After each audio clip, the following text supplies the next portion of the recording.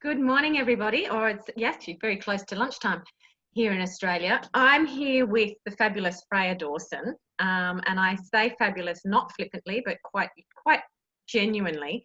I've known Freya now for, best part of 2 decades, and I met her through a homeschooling group in the Illawarra on the New South Wales coast.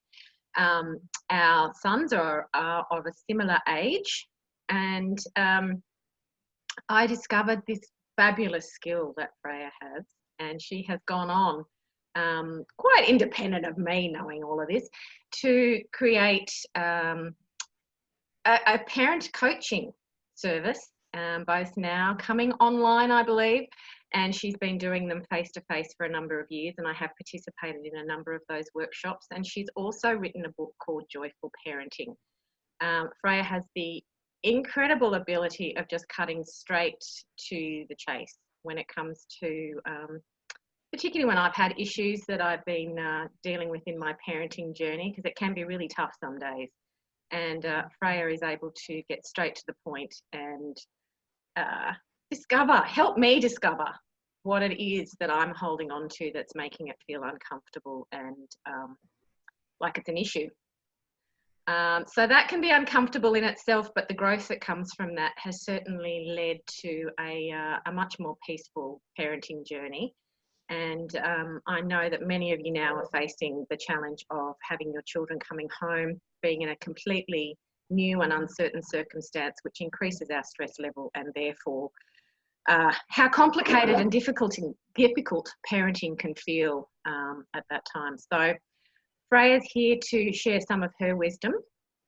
So now that I've had a ramble and told you how wonderful I think she is, I'm going to hand over to Freya to introduce herself, to let us know what she would like us to know about her and what she's bringing and has been bringing to the world. So welcome, Freya, and thank you for joining me. Thank you. It's lovely to be here. Thank you for your lovely introduction. You're welcome. I just speak the truth. So tell us a little bit about yourself, Freya, and what it is that you bring to the world and what you think it is that you bring that can really help a lot of parents and what they're experiencing at the moment. Well, I guess what I'd really like people to know is that out of fairly extreme circumstances, you can actually come out the other side in a much, much better place than when you started. And I can say that from experience because I've been through some pretty extreme circumstances, and they were like the catalyst for me to really discover things within myself that I had no idea about, and that have really, really changed my life. So I'm not a parenting expert. I'm not a psychologist. You know, I don't have any of those type of qualifications. In fact, I'm extremely highly qualified in just about everything else except parenting. I've got multiple degrees, you know, I was an academic, but when I became a parent, I was completely clueless, you know, absolutely knew nothing, really out of my depth. And then I got these two gorgeous boys came into my life, and all hell just broke loose, you know. Doesn't it though? All hell broke loose. And it was just hugely challenging, you know, right from the start. And I suppose hugely challenging in two main ways. One was that these children were intensely spirited and strong-willed and just wouldn't be told what to do at all. So that was one aspect, but the other was there was just this sort of explosion of intense emotion, you know, hugely intense outbursts, often daily, and I suspect lots of people are actually experiencing this, you know, right now. I got overwhelmed by this, you know, 18 years ago when it just sort of came bursting out of my eldest child. Extreme rage, extreme fear, night terrors, all sorts of really intense emotions, because he was obviously very highly sensitive. And it just flowed through him, all these very, very intense feelings, but it was way off the radar of anything I'd ever had to deal with before, and sort of uncorked all this intense emotion within me as well. So having, come from being a really pretty controlled, sort of intellectual, good girl type, now I was just in this sea of intense emotion every day, and I just didn't know which way was up. It was just completely overwhelming. I was stressed, I was exhausted, I was anxious, because I just didn't know how I was going to cope with this intense emotional situation. And that's why it was so challenging, and it required something of a really radical shift for me. It was like something had to really radically change, otherwise I was just going to go under. It was just so overwhelming. And there was a really radical shift, and it was a shift away from trying to fix everything out there, to try and fix the kids, control them, fix the problems, trying to manage it all and control it all out there. There was a radical shift inwards towards trying to find the inner calm within myself, and to try and find the calm center that would allow me to be like the eye of the storm. What was the turning point for you, Freya? What was the turning point for you that kind of where you sort of finally got to the point where you stopped and you went, this isn't working, I need to do something else? What did that look like? Well, what it looked like was a period when my eldest son was experiencing these really intense rages. So they were happening multiple times a day, where he would just flip. He would be absolutely delightful one minute, and then he'd be triggered into this intense crying, screaming, attacking. He would be trying to attack me physically, and it was just really, really full on. And at times I feared for my own safety. So it was like this really super intense emotion, and I had to work out a way of dealing with it that wasn't going to escalate it, because his emotion would trigger my emotion, I would react, and then it was just like adding fuel to the fire. Yeah. So every time I reacted to him in my fear, or in my trying to stop it, or control it, or whatever, that just made it worse. So me trying to fix the child or fix the problem was making it worse. I had to find another way of doing it. And I discovered the solution really by reading Eckhart Tolle, whose books really just changed my whole direction. He was part of that radical shift. He's a spiritual teacher. He doesn't talk specifically about parenting, but he does talk about finding presence.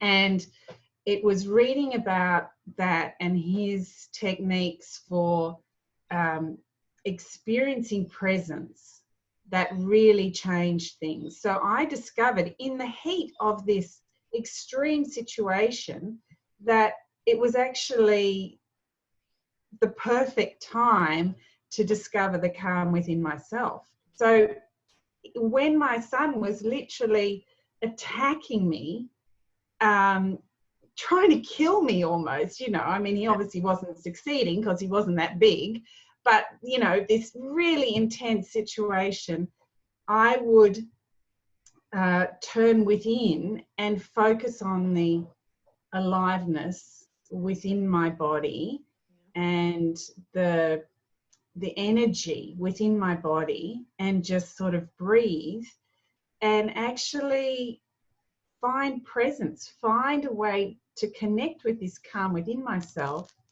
so that I could listen to my son. I could actually take whatever actions were necessary to deal with the situation, but I wasn't reacting. I was able to just hold the space for him and let all that emotion pass and let it go without judgment, without my reaction. And it was amazing. It was How did that feel for you? Incredible discovery.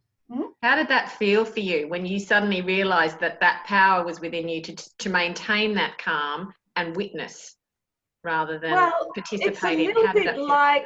It's a little bit like the calm you can tap into in other sort of extreme situations, like, you know, when you're giving birth, for example, or, you know, if there's an accident that happens, or, you know, sometimes a really extreme situation can just carry you into that presence. You're not thinking about things. You're not, you know, you're not analysing it in your head. You're not scared. You're just there, and you're dealing with what is right in front of you, fully present, fully within yourself.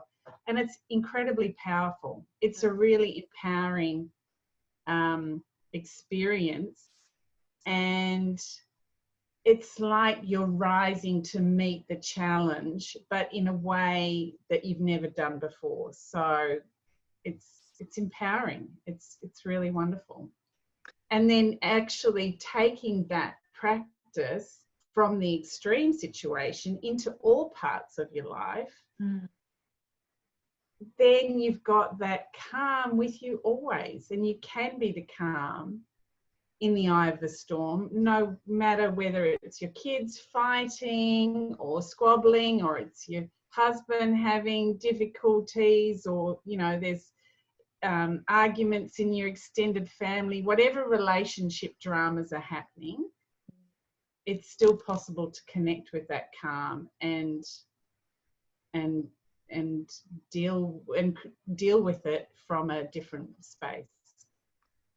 So I know what you're talking about. I have had that experience, and many of it has been at your prompting.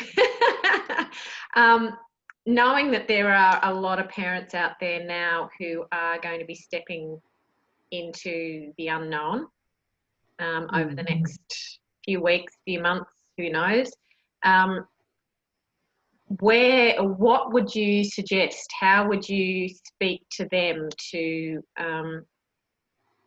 help them bring awareness to what they're moving into, so that they can move into it with a greater sense of peace and calm, and learn through this experience so they can come out the other end feeling calmer and more peaceful and more like the parent they actually want to be, rather than the screaming, messy drama queen, or for want of a better word, that perhaps you can really easily step into, because you have so many other outside forces playing on you at the moment. Because certainly everybody's going to be feeling financial stress. Certainly there's fear about, you know, how this all unfolds, and that then impacts how you are as a parent, just even though it's got nothing to do with your kids. So to speak to one of those parents, where would you suggest they start? Well, I think there are really two things that I found were most valuable. And one of those is that experience of presence. And you can tap into that when things are extreme, but you can also tap into that just as an everyday practice. So, for example, you can use it as a form of meditation, just to take a few moments to take your focus away from whatever's out there and take it within, and just notice the energy in your body, like a tingling sensation or an aliveness. You know, you can focus on your breath if that helps.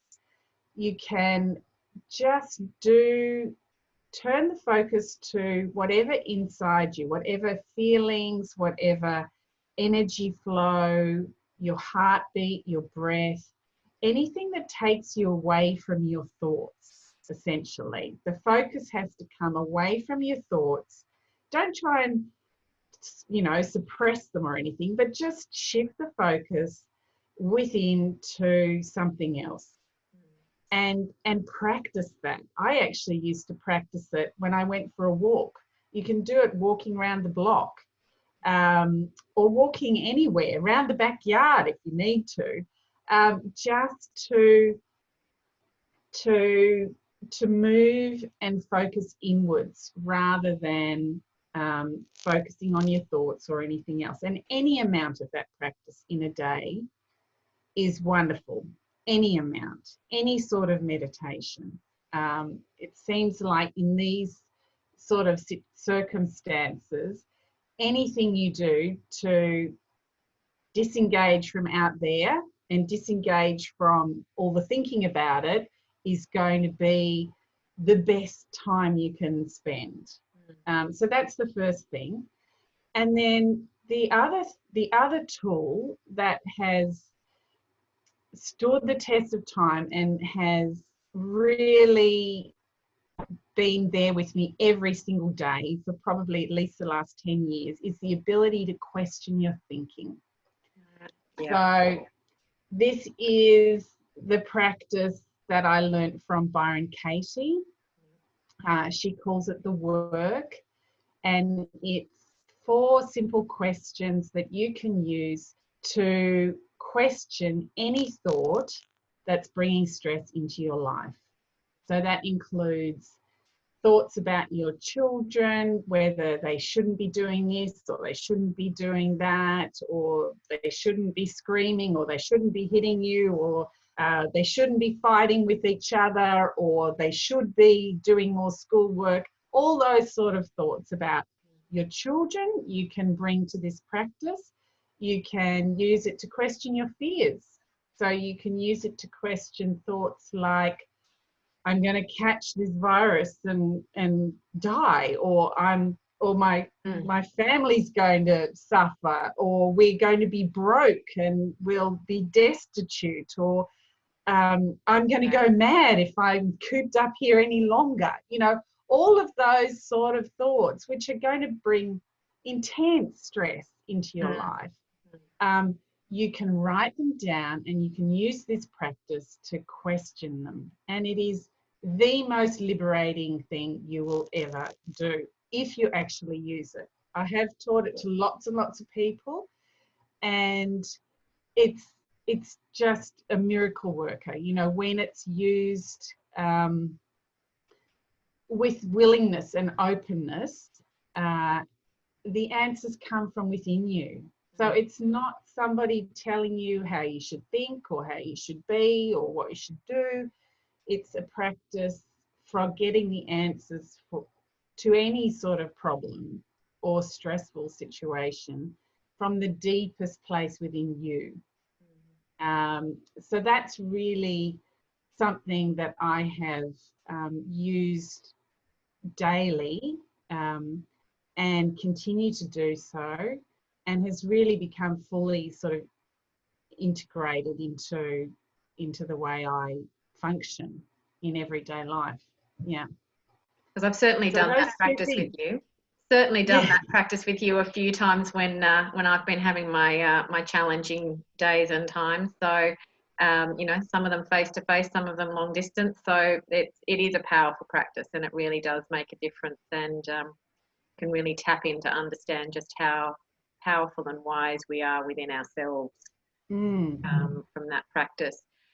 So fabulous tips. How did you integrate them into your life? Because obviously we hear about a lot of different practices and a lot of different things that we can do, but having them or doing them or remembering them often enough to become habit forming can be another challenge in and of itself. So how did you actually go about ensuring that you brought those practices into your life in more and more and more and more situations, because obviously you probably started with particular situations and the stress of that triggered you.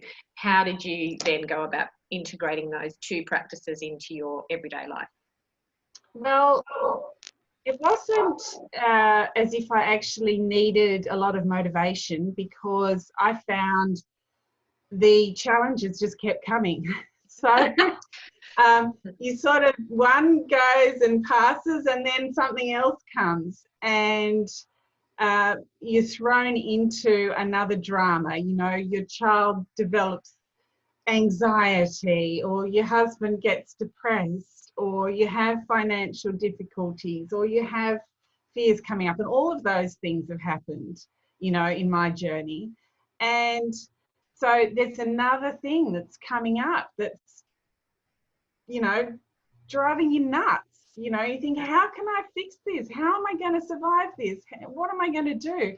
And then you remember, oh, that's right, I've got this tool I can use. I can write stuff down and I can ask these questions. Yeah. And it's like, once you've done it once you've done it twice, once you've done it over a period of time and you've seen the change and you've felt the difference and you found the greater calm, then when the next challenge comes along, you remember faster. It's like, oh, that's right. Oh yeah, I've been pulled into this drama again, and now I remember what I can do. Yeah. And now I remember that I've got books I can read about this, or I can watch videos about it, or I can talk to a friend who knows about this, and I can use these tools to bring me a different perspective on this. Yeah. Because it's not about fixing a problem, it's about shifting your thinking. It's about shifting your perspective, so you're thinking about it differently. And when you're thinking about it differently, things change, you know, and you're more able to find that calmness, and you're more able to see how things, you know, are going to, you can find a way through the most difficult problems when you have these tools. So basically they became integrated into my life because I needed them. Life was just kept throwing you challenges. Yeah, that's right. And, you know, there was really not much opportunity to get complacent, because there's something else, you know, comes up, and it's just another opportunity. That's how I see it now. Yeah. It's like, oh, here we go. This is another opportunity for me to get clear of all of these old ways of thinking, all these old patterns, all these old beliefs that no longer serve me, that limit me, that create suffering in my life. I can get a new, fresh perspective, and I know how to get there. So it's really easy now to find that in myself because I've practiced it, but only because I've had to. So again, I mean, and I love what you bring. I love your presence. I know that whenever I'm actually physically in your presence, there's such a calm with you that is actually almost a little bit contagious. So it's really lovely. And I've been saying to a number of people that I know lately that we have been preparing for these times for a long time. So the things that we've been using and practicing, which have been seen as probably a little bit left of field, you know, they're not the mainstream, they're not the way people normally approach or live or deal with. So now is our time to shine a light. So given the current circumstances and you know, if you're on social media at all, and I don't actually watch the TV media, but social media is certainly somewhere I am. You can see evidence of the panic and the fear. So my question now is, how are you being at this time? Because obviously none of us are exempt from the potentials of what's going on and the chaos that pretty much the world has been thrown into. But how are you being in this moment? And how has your practice helped you to be where you are? Well, it's another one of those reminders, another opportunity to use these tools that I've been using for a long time now, and to step up the game, if you like. So to pull attention further within myself, to go deeper into that experience of presence, to notice when my thoughts are running off into the future, because this is probably what's happening to everybody. It's certainly happening to me. You know, you wake up in the morning and the fearful thoughts about the future come in really fast, you know, and you turn on any sort of social media, anything, it's all there. Fears about the future. So the opportunity there for me has been to notice my own fears, to notice my own stressful thoughts, and to come back into presence and to live in the now and to question all those fears. And it's always possible to go deeper with this. And I'm finding that actually it's a really precious opportunity to sit quietly with a cup of tea and notice what is arising within me, within my thoughts, and to work with that. So things have slowed down, and it's like, well, here's the time to do this work. It's like there's a whole lot of things you can't do, but you can always do that focus within. So that's what I'm doing. I'm just doing more of it, and I'm feeling good. Yeah, fabulous. Yeah, likewise. You know, you have our moments, but you know, move through them really quickly and come out the other side with a deeper sense of calm and clarity, and you know, back to now, back to what's right in front of me. So people that have watched this, if somebody's interested in connecting in with you and learning more about your techniques, or perhaps having you assist them to get started, how do they best get in touch with you? And I'll put links for anything that you have at the end of this video, so that's easy to find. But if you can just share how people can connect in with you and benefit from your wisdom. I have a website, www.freyadawson.com.au, and there's lots of articles on there which are related to parenting and different situations. So, you know, if you're worried about your kids playing too many video games, or you're dealing with kids who have these angry outbursts, or you've got teenagers you feel disconnected from, all sorts of different issues are dealt with in articles on my website. You can also get my book there, Joyful Parenting, in which I go through in detail about connecting with presence, listening to your children in presence, doing the work of questioning your thinking, solving problems with your children, and sorting all the family problems out without having to use any sort of discipline or punishments or anything like that. So that's all covered in my book. And I have a course, the Joyful Parenting course, which is based on the book. And I have run that as a live online course in the past, but I'm actually going to very soon release it as an online course that you can do at your own pace. Okay. So the details of that will be also on my website when that's ready. So yep, find me on the website, and I also offer one-to-one sessions where I can work through whatever particular issues are coming up for you and help you get to that place of peaceful, calm, new perspectives. So yeah, those are the things that I have to offer at the moment. That's fabulous. And, you know, I'm sure there's going to be lots of people out there that get a sense of the calm that comes through you and are going to want to have a piece of that. So I will put up those links at the end of this video. So if you're wanting to connect in with Freya and and make use of the techniques and learn from Freya's experience. Her boys are gorgeous, and I have seen intense moments with Freya and her boys and how she's managed, and yeah, she's an inspiration. So I can personally recommend Freya's work. So we'll connect you in with Freya,